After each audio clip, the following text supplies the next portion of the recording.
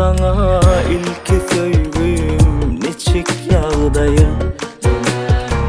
Kıyın olsa da sana bugün çınım aydayım. Önansan köpçülükte köp gülsemem, yeke ağladım.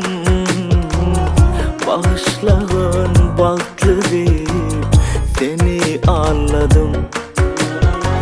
Gün geçip dur olmasa da önküler yağlı. Dolayda sevgim bana önkü dermanı ya. Gün geçip dur olmasa da önküler yağlı. Dolayda sevgim bana önkü dermanı. Açtım baktım kapısını, ayrılık del sevgin sonu. Tapsamam senin kolsunu, seni küsödüm. Açtım baktım kapısını, ayrılık del sevgin sonu. Tapsamam senin kolsunu, seni küsödüm.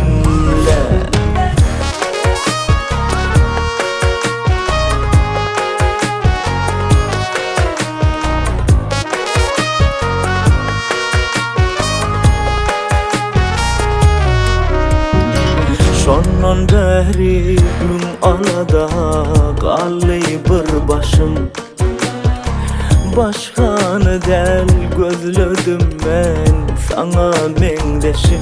Yeniden gecelerine aynamızın önüne yerleşip oturuyorum hıyalımda bile gürleşip.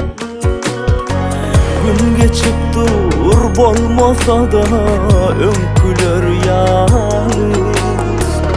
Dolayda sevgim bana önkü dermanı. Açtım baktım kapısını, ayrılık del sevgin sonu. Tapsamam senin kolsunu, seni küsödüm.